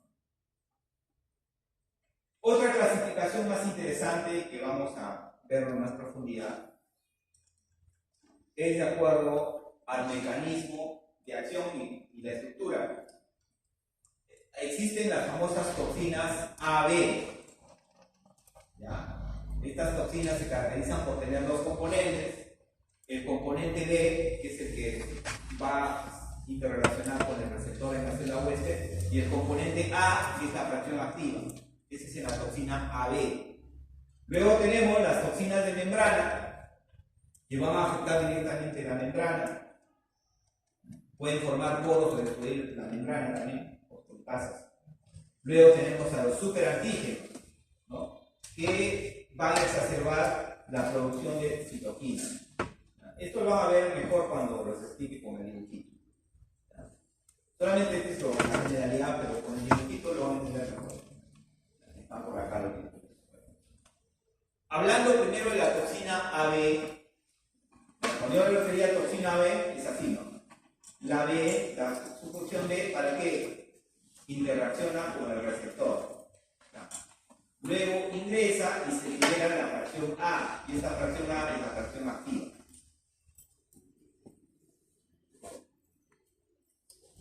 Ejemplos de toxinas A, del tipo AB, tenemos la toxina difterica, la toxina colérica, la toxina tetánica. Más adelante les voy a explicar el detalle de la acción de una toxina parecida a la toxina colérica, que es una toxina producida por Escherichia coli intergénica. Ya lo van a ver, es una toxina parecida. ¿No? Acá tenemos la toxina difterica y la toxina tetánica. No vamos a entrar tanto en el detalle del mecanismo de acción de cada una de estas toxinas, que probablemente lo puedan hacer cuando lleven el capítulo específico o lo traten a estas bacterias en alguna clase. Y como les digo, yo me voy a centrar sobre todo como ejemplo en este tipo de toxina para que ustedes puedan entender cómo actúa. Luego tenemos las toxinas de membrana.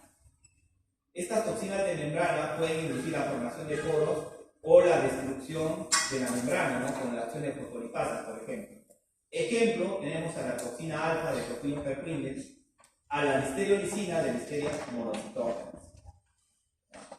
Ese es el ejemplo, ¿no? Uno, la toxina alfa tiene actividad de fosfolipasa, mientras que la listeriolicina se caracteriza por la formación de poros. Luego tenemos los superantígenos. Como ejemplo tenemos la toxina del síndrome de shock tóxico de tipo 1 producida por Staphylococcus aureus. Entonces acá vamos a entender este concepto, ¿no? Me gustaría hacer una ampliación ahí, pero no sé. Entonces, acá viene primero, otra vez retomando el concepto de antígeno, ¿no? Antígeno, entonces sería pues ya porción de un usuario, una molécula capaz de ser reconocida como extraño por el sistema inmune y generar una respuesta. Primer concepto que hay que conocer es el CPA. ¿Qué cosa es el CPA? La célula presentadora de antígeno. Ejemplos de célula presentadora de antígeno son macrófagos, células dendríticas, en algunos casos hasta neutrófilos. ¿Qué cosa hacen? Fagocitan a una bacteria. Una vez que lo fagocitan, lo procesan y una pequeña parte va a ser presentado a otra célula del sistema inmune. En este caso, un linfocito T. Entonces, acá es. Esto de acá fue procesado y acá cito. Este era antígeno. Es procesado y presentado por unas moléculas especiales llamadas complejo mayor de isocompatibilidad, la NHC en inglés, que hay de tipo 1 y tipo 2. En el caso específico de la figura, por el tipo de morfología que está acá presentando estructural, yo puedo decir que es el NHC de tipo 2, ¿no? Que tiene una cadena alfa y una cadena beta, unas subfracciones alfa 1, alfa 2, beta 1, beta 2. Esto es lo normal, ¿no? El antígeno. ¿A qué lo presenta? Al linfocito T. Específicamente a su receptor de célula T, que sería el PCR. Entonces, cuando esto es presentado, normalmente acá se va a generar una respuesta. Acá no está en la figura. Se genera una respuesta, por ejemplo, la activación de la producción de citoquinas proinflamatorias, como interleuquina 1, interleuquina 6, el factor de necrosis tumoral alfa, que entre otras cosas inducen fiebre, producen inflamación. Eso es lo normal, pero eso solamente actúa un momento. Mientras que la toxina, este superantígeno, como este de acá, ¿qué hace? Se ubica bien en la parte externa, activando permanentemente esto. Esto está activado permanentemente. Entonces, cuando tú produces una sobreproducción de citoquinas, va a ser perjudicial. ¿Se dan cuenta? Superantígeno. No estoy seguro si el mecanismo era el mismo, pero en la patología del COVID-19 también había lo que era la tormenta citoquímica, ¿no? Que probablemente era algo parecido a eso, ¿no? Que induces a una sobreproducción de citoquinas, que son parte del sistema inmune. O sea, tú no puedes hacer exacerbar eso porque vas a dañar. Entonces ahí está ya el concepto del superantígeno. Esto de acá es lo mismo que han estado por acá, familias de toxinas, las toxinas que actúan en membrana y otras toxinas que dañan membrana, que hay de tipo 1 y tipo 2, ¿no? Ya ustedes ven en detalle. Ahora, esta figurita es para explicarlos la acción de un tipo de toxina AB, ¿ya?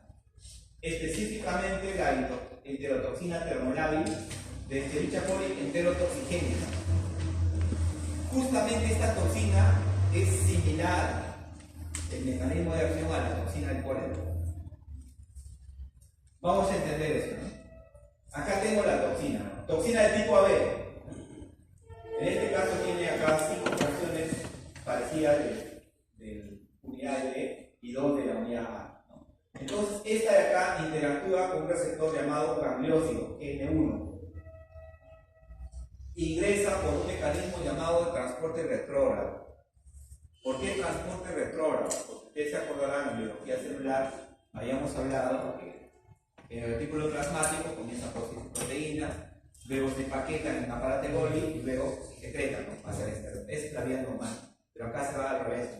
Se empaqueta y viene acá Golgi y viene al retículo plasmático. Por eso se llama transporte retrógrado. En el Golgi ya se separan las unidades B o la A, y el retículo plasmático a su vez se libera la reacción activa. Es la A, específicamente la A sub 1. Esta A sub 1 actúa sobre un factor llamado ARF que va a servir para ribosilado e interactúa con la proteína G. A ver, ¿quién se acuerda algo de la estructura de una proteína G? Que probablemente puedan ver esto también en otras asignaturas. Proteína G. Tiene 3 unidades. Tiene 3 unidades. Alfa, beta y gamma. Alfa, beta y gamma. Tú eres el único que estaba en la clase de biología celular. Y recuerden que la subtracción activa es la unidad alfa, ¿no? Que puede ser de naturaleza inhibitoria, de naturaleza transduccional o naturaleza estimulatoria. Acá es un GS, ¿no? Que significa estimulatoria. Activa a una enzima, la adeninato ciclasa. Esta hace la adeninato ciclasa. Esta adeninato ciclasa, ¿qué va a hacer? Va a transformar el ATP, adenosín-trifosfato, en AMP cíclico. El AMP cíclico entonces sería acá una especie de segundo mensajero. ¿Se acuerdan ese concepto?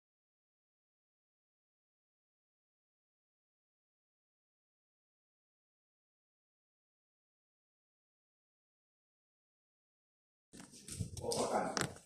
Entonces, recuerden que cuando era el término proteína significaba que podían fosforilar.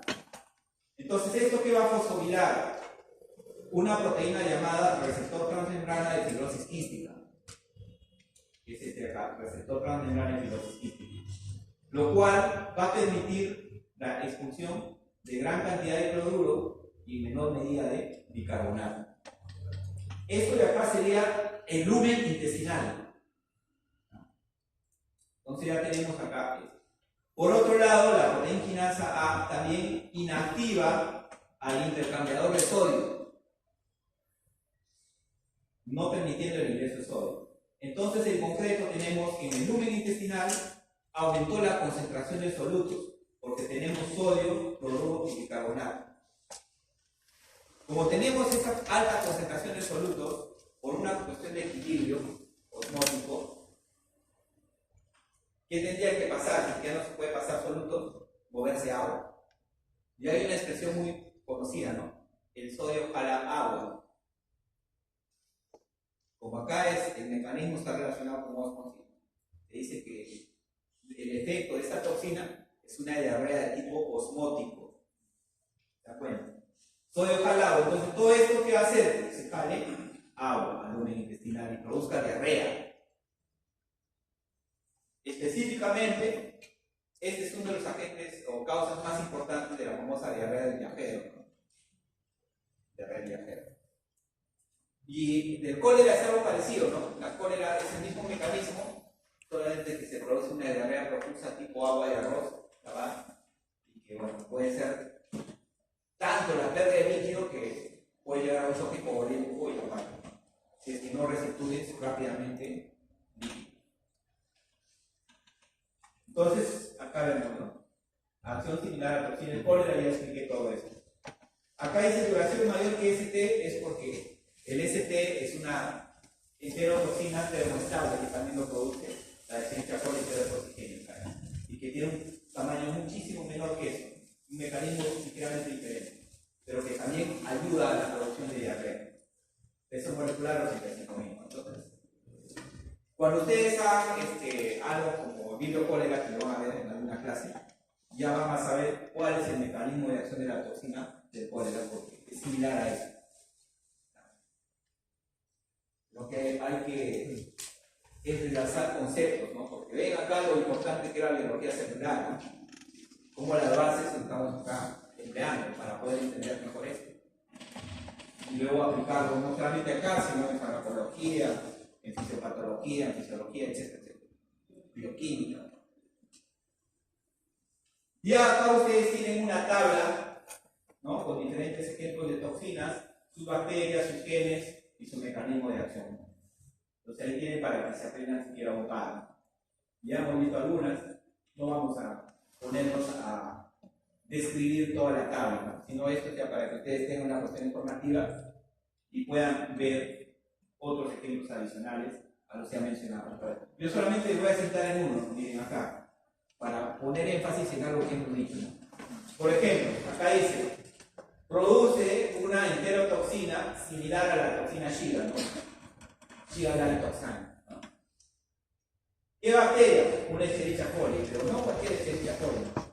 Específicamente es una Escherichia coli del tipo enterográfica, pero específicamente una Escherichia coli O157H7.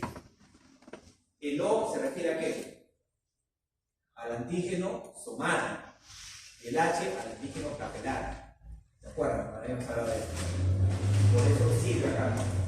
El O157H7, que mi profesor que me enseñó microbiología le llamaba el E. coli de las hamburguesas.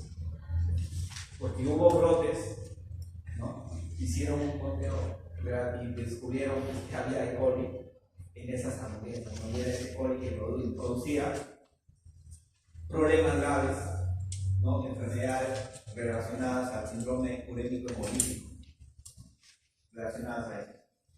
Es solamente para poner un ejemplo de análisis, ¿no? Cuestión de tiempo no voy a detenerme a explicar toda la tabla. Cuestiones importantes que quiero explicar. Bueno, ahora veamos la endotoxina. En primer lugar, la endotoxina ya habíamos quedado en que forma parte constitutiva de una bacteria comunicativa, específicamente su pared celular, el lipopolisacárido y el lípido A, sobre todo el lípido A. Ahora, ¿cómo actúa? Primero, tiene que destruirse, ¿no? Se destruye la bacteria, hay una lisis, ¿ok? Porque si no, no se liberaría el lipopolisacárido. Por su naturaleza química, el lipopolisacárido, a diferencia de las exotoxinas, no va a ser soluble en fluidos acuosos, ¿no? ¿Sí o no? Porque tiene naturaleza lipídica. Por eso es que necesita de una proteína transportadora, el lipopolisacárido, que ustedes ven en la figura, ¿no? Yo estoy explicando esta partecita. Entonces, el lipopolisacárido se une a esta proteína, lipopolisacárido, y el lipopolisacárido y otras proteínas de bacterias reciben un nombre genérico cuando hablamos con sistema inmune, que son las PAMs, patrones moleculares asociados a patógenos. Las PAMs tienen un receptor que se llama la PRR, receptor de reconocimiento de patógenos. Un tipo de PRR son las TLR, las toraericítoras. Entonces, esta TLR4 se une al lipopolisacárido y además necesita un correceptor, el CD14. ¿No? ¿Recuerdan las moléculas cluster optimization? CD14. Este es un receptor de membrana, porque existen otros receptores intracelulares también dentro de este tipo de interacciones. Entonces acá no se ve en la figura, pero una activación de cascadas de señalización intracelular, como la que vimos en la semana 15, que podrían activar al factor nuclear kappa beta, que está en el núcleo. ¿Para qué? Para que active genes para sintetizar citoquinas.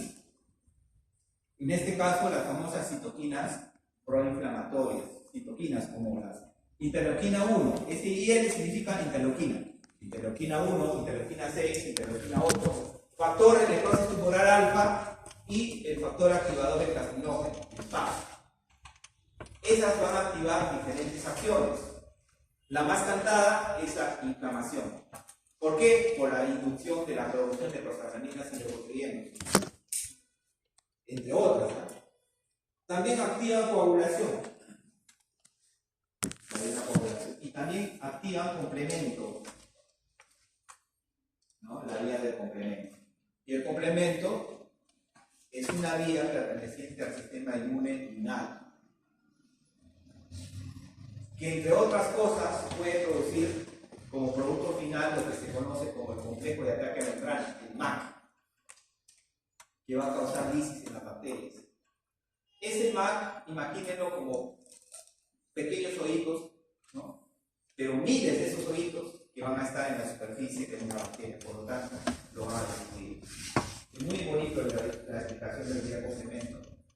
Ya lo haremos el próximo año cuando hablemos de inmunología. Bueno, en realidad es una pequeña partecita de la clase, de una de las pequeñas semanas del capítulo de inmunología.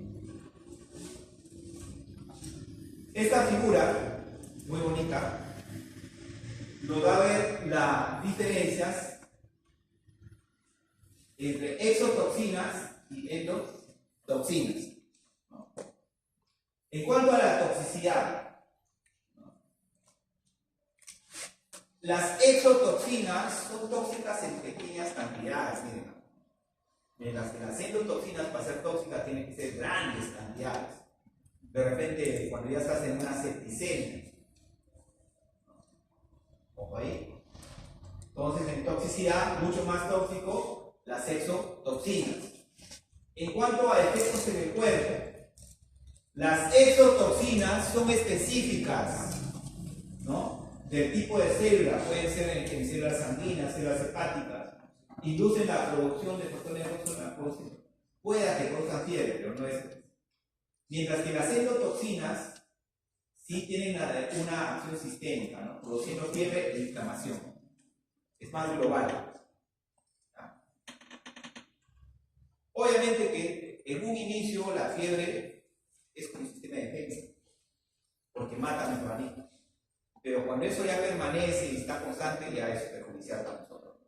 Cuando habíamos hablado, ¿se acuerdan de plasmodium, infección por malaria? Habíamos hablado de varios tipos de plasmodium importantes en el país, como el plasmodium vivax y el plasmodium falciparum, ¿no? Y producían lo que se llama la terciana. Uno era la terciana benigna y otro la terciana maligna. Y la terciana maligna era cuando, como estos parásitos están en el glóbulo rojo y destruyen, hay un ciclo de 3 o 4 días, en este caso terciana, 3 días, destruyen el glóbulo rojo y se producían picos de fiebre, ¿no? Pero en la maligna, en el plasmodium falciparum, ese pico de fiebre era permanente. En las que en el otro había un pico cada 3 días y luego bajaba. Composición química, ya habíamos dicho, ¿no? Proteica en las exotoxinas y de lipopolisacárido en las endotoxinas. Resistencia al calor a 60 grados,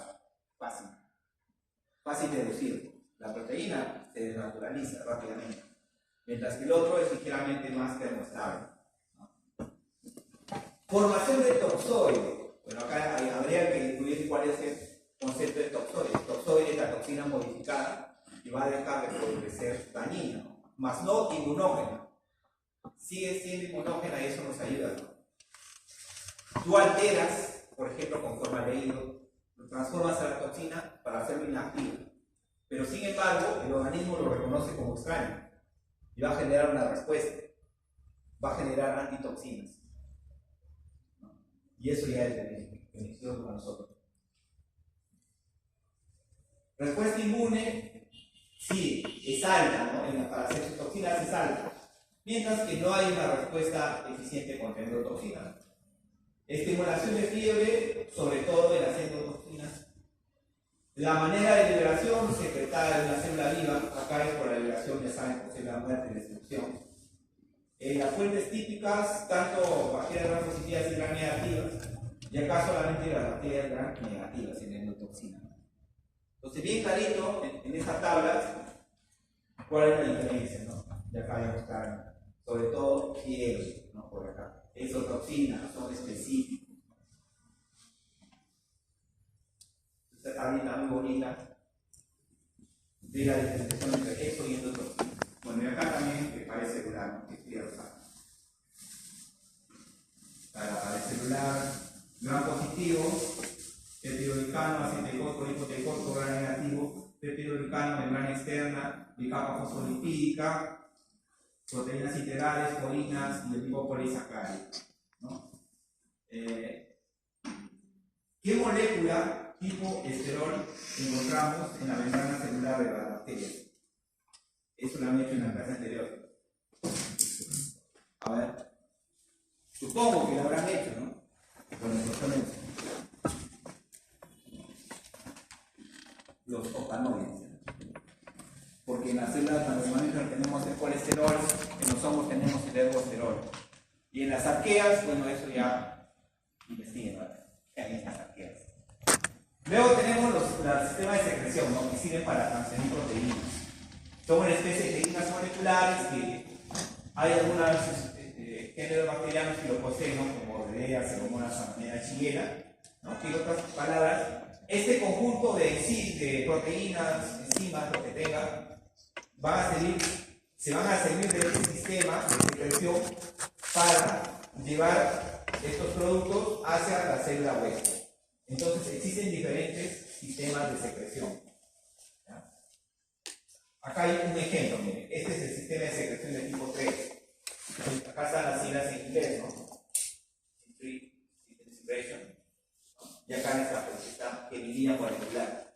Acá tenemos al huésped y todo esto de acá sería la bacteria. Fácilmente ustedes pueden deducir qué tipo de bacteria es. ¿Qué tipo de bacteria es? ¿Gram positivo o gram negativa? Negativo. Es gram negativa, ¿no? Porque acá está la membrana externa, acá está el peptidoglicano. Entonces tienen dos diferentes componentes. Acá tenemos un ejemplo de la Clamydia o Salmonella que pueden producir o excretar sus productos vía sistema de secreción. Acá tenemos ejemplos de sistema de secreción. En las bacterias son como 7 tipos de sistema de secreción. Simplemente entiéndanlo como mecanismos por los cuales una bacteria es capaz de llevar sus productos hacia la célula hospedera, ¿no? Existe el sistema de tipo 1, ¿no? Que se caracteriza por la presencia de una proteína transmembrana TOL-C. Luego tenemos el de tipo 3, ¿no? El de tipo 4, tipo 5, tipo 6. Y hay un tipo 7 también que es característico en micobacterias. Algunas de ellas, como ven acá, necesitan energía de ATP para mover todo este sistema. Otras necesitan proteínas intermediarias, un sistema llamado SEC, que lo vamos a ver a grosso modo por acá. Acá tenemos los 7 tipos, ¿no? El tipo 1 es una SEC independiente, que es una proteína. Tipo 2, SEC dependiente. Tipo 3, SEC independiente, pero que es contacto dependiente, por eso queda de la jeringuilla que han visto ustedes. En algunas no necesita estar en contacto dependiente, ¿no? Pero cada tipo 3, porque les he mostrado, sí. ¿No? Tipo 4, SEC dependiente y SEC independiente. Tipo 5, SEC dependiente, así. Entonces, ustedes averiguan a ver la proteína SEC, ¿ya? Esta proteína SEC relacionada al sistema de secreción, la importancia y los tipos, ¿no? Entonces acá simplemente tenemos algunos ejemplos. Por ejemplo, el tipo 1 es Escherichia coli. ¿Para qué? Para que secrete alfa-hemolicina, ¿no? O proteus vulgaris para hemolicina y así. Tipo 2, por ejemplo, Clostridium cholera, ¿no? Para la toxina colérica. El tipo 3, Salmonella. Para tifus, ¿no? Varios tipos de Salmonella. Tipo 4, la toxina pertúsica, de Bordetella pertussis. Tipo 5, Shigella crescenti para unas proteasas, por poner ejemplo. Tipo 6, Pseudomonas aeruginosa para la toxina formadora de poros, ¿no? Tipo 7, Mycobacterium tuberculosis. No van a aprender la tabla, simplemente quiero sobre todo que aprendan el concepto, ¿no? Y luego si ya les interesa algo específico lo van, ya lo pueden profundizar. O sería mentira, no sería nada que aprendan la tabla. Pero sí aprender el concepto. Bueno, y acá está resumido, falta todavía hablar de resistencia y de películas, está resumido parte de lo que hemos hablado, ¿no? Esta es una figurita que lo modifiqué de esta literatura, Sí, del claro. libro. Lo puse a colores y lo puse en español. Miren ustedes, acá tenemos organismos. Y ustedes ya son capaces de reconocer al que está acá. ¿Cómo se llama? El que está acá. Parasitología. Jacaranda. Llave Alhambra, ¿no? Placa de hierro. Ahí está. Entonces, puede haber factores de violencia relacionados a esa lesión, ¿no? Como el sífilis, la letrina, el mimetismo de hueso y de películas, que tienen los ejemplos, ¿no? Puede producir daño por la producción de exotoxinas. Acá tenemos, ¿no? Enzimas críticas de Streptococcus pyogenes, Clavionoidasa, citotoxinas, llamada SPAM, listeriolicina, toxina de cólera, el superantígeno, la producción de las endotoxinas por acá que te van a dar pie de shock, supervivencia intracelular, ¿no? Por ejemplo, el Mycobacterium, ¿por qué? Porque se escapa del fagolisosoma, ¿no? El toxoplasma, porque previene la función con el fagosoma. En la leishmania, ¿se acuerdan cuando hablamos de leishmania? Inducida la fagocitosis, la leishmania, por los lipofosfocutanos que producen en su superficie, y la GP63 en la leishmania inducía fagocitosis porque tenía pues, una estrategia de sobrevivencia intracelular. Luego, evasión del sistema inmune, por ejemplo, por la secreción de proteasas contra la inmunoglobulina A. Ejemplo, hemófilos influenzados. Capa superficial variable, por ejemplo, el tripanosoma. Antígenos de Pini, mencionaba Morraya. Cápsula, inhibe el Streptococcus pneumoniae. Entonces ahí tienen varios ejemplos. Ahora hablamos un poquito de resistencia. Este sí es un problema que nos afecta directamente a nuestra profesión y ahí puedes hacer, digamos, agentes de salud pública para promover el uso racional de antimicrobianos. Siempre recalcar que ante un problema de salud, sobre todo en la enfermedad respiratoria o gastrointestinal, que a veces la gente inmediatamente, ¿qué es lo que piensa? Voy a tomar antibióticos. Se va a la farmacia o a la botica y lo quieren comprar como caramelos, cosa que no es así, ¿no? Todo tiene que ser por prescripción. ¿Alguno de ustedes se practicó en botica? ¿O nadie todavía? Que algunos ya se adelantan y ya están en botica. Algunos inoscrupulosos por ganar dinero te lo venden sin receta. ¿Y qué es lo que pasa? Que a veces nunca compran la dosis completa y generalmente, pues de naturaleza viral y el antimicrobiano, el antibacteriano, no lo va a hacer nada. Al contrario, vas a destruir a tu microbiota, o sea, los microorganismos propios de nosotros, generando una disbiosis intestinal, favoreciendo la presencia o acción de un microorganismo oportunista. ¿Se dan cuenta? Todas las consecuencias. Además que consumiendo una cantidad inadecuada de dosis del antimicrobiano correcto, que está promoviendo la aparición de cepas resistentes. Miren todo lo que involucra la resistencia antimicrobiana. Es básicamente lo que yo les estaba comentando. Es un problema de salud pública, el uso racional, pues emergencia y generación de organismos resistentes. Esto simplemente de manera informativa. Mecanismo de acción de la resistencia, diré de los fármacos, ¿no? Algunos inhiben la síntesis de pared, otros inhiben a la ARN-quinasa, otros a nivel de ARN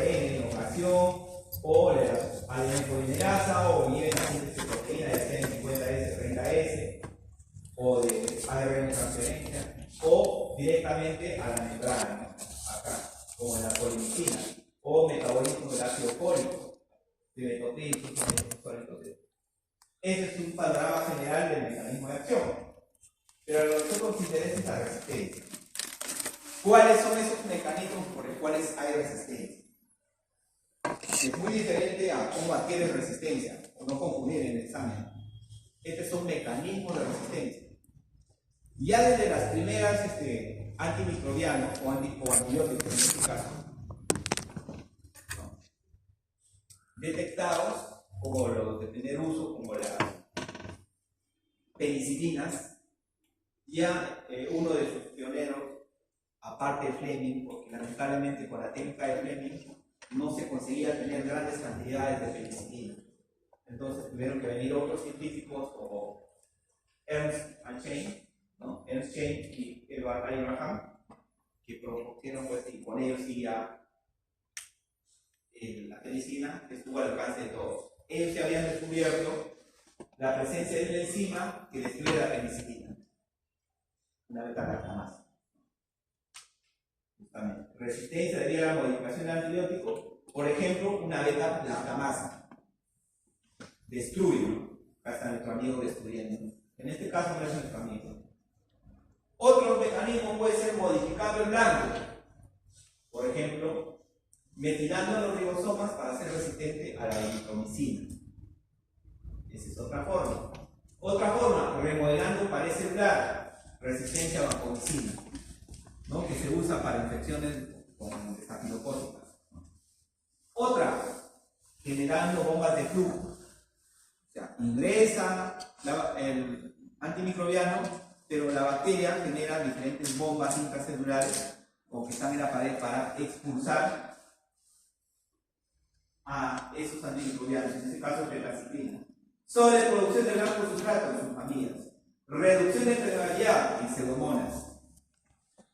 Porque muchos de los fármacos que actúan contra pseudomonas ingresan por pared celular y hay unas porinas en su membrana externa. Entonces, esta altera esas porinas, lo cierra y por lo tanto reduce la permeabilidad. Modificación de enzimas que activan antibióticos, pirasamida. Ocultan el blanco de los antibióticos, las topoisomerasas, para citotoxina, ¿no? Entonces ahí tienen diferentes mecanismos, ojo, que son diferentes, como yo decía, a cómo adquiere la resistencia. Estos son ya los mecanismos. Por acá creo que le vamos a presentar una figura para que entiendan un poco mejor. ¿Sí? Acá tenemos, ¿no?, material genético cromosómico y extracromosómico, el plasma. Entonces, en este plasma hay genes que van a ayudar a codificar bombas de flujo, ¿no? Ingresa el antibiótico y son expulsadas por la bomba de flujo. O también pueden generar enzimas que degradan el antibiótico. O otras que alteran el antibiótico y ya no va a tener actividad. Son algunos de los mecanismos que están acá. Acá tenemos una figura también en la cual los hemos separado por gran positivos y gran negativos y algunos de los mecanismos, ¿no? Por ejemplo, mutación del blanco para penicilina, cloroquinolonas, rifampicina. Inactivación enzimática, penicilina, cefalosporinas, que ahora tenemos. Modificación del blanco, la vancomicina, y ahí están especificados cuáles son, como es. Acá hay descripción obviamente del anillo de beta-lactano. En los gran negativos, modificación enzimática, aminoglucosa. Inactivación de porforinas, carbapenemas. ¿No? Que justamente cuando yo les hablaba de las pseudomonas, este es el mecanismo. Bombas de flujo, alvales. Modificación del blanco, polimicina. Entonces ahí tienen más ejemplos de mecanismos de resistencia a antibióticos. Gran positivos y gran negativos. Ahora, otra cosa diferente es hablar de las causas. Causas de resistencia. La causa fundamental es la presión selectiva de las bacterias, ¿no? ¿Y cómo es que se da la transferencia? Por transformación, conjugación o transducción. Transformación es la captación de ADN a partir del líquido que rodea. Conjugación, intercambio de material genético, ¿no?, por plasma. Y transducción por bacteriófagos. Pero también puede haber por mutaciones, ¿no? Entonces rápidamente vamos a ver esto. Acá está conjugación, transformación y transducción y la mutación. Y lo mismo acá, ¿no? Si hablamos de conjugación, es por plasma. Si hablamos de transducción, es por bacteriófagos. Y si hablamos de transformación, es captación de ADN. Y esta es una figura que engloba el problema, y que ustedes van a dar cuenta que no solamente atañe directamente al humano, lamentablemente, miren, porque actualmente los antibióticos también se usan en animales. Y ese es otro problema, porque nosotros después consumimos esta carne. También sus deposiciones afectan a los sembradíos, ¿no? Los cultivos. El desagüe también, y todo contribuye para que aumente la resistencia. ¿De acuerdo? Eso ya es la hora, ¿no? Sí, faltan 5 minutos. 9:50. Por eso, 5 minutos. Esto ya lo dejo ahí, para que ustedes lo lean como ejemplo, esto también. Rápidamente, la biopelícula tiene dos estados, viven en una comunidad matriz polimérica, ¿no? Es una mezcla compleja de microorganismos que pueden ser de un tipo o de diferentes tipos, ¿no? Pero la gran mayoría viven en ellos. ¿Cómo se forma la biopelícula? ¿Por qué? Por la defensa, por comunidad, por un hábitat favorable en modo default, ¿no? Primero es una adhesión, quizás irreversible, secretan componentes, sustancias poliméricas extracelular, hay una comunicación que es consensi y se va implementando, ¿no? Acá hay estrategias para poder controlarla y que pueden ser aspectos negativos porque te producen infecciones tanto en superficies vivas como en superficies abióticas como lo que son catéteres y similares. Y también en nivel de industria, a nivel de, por ejemplo, una tubería, ¿no? Que puede tener daño. Y también tienen aspectos positivos, no todo es malo con la biopelícula, ¿no? Porque podemos utilizar para estrategias en derramamiento de petróleo, de contaminación de aguas residuales, fermentación de industria y para probióticos.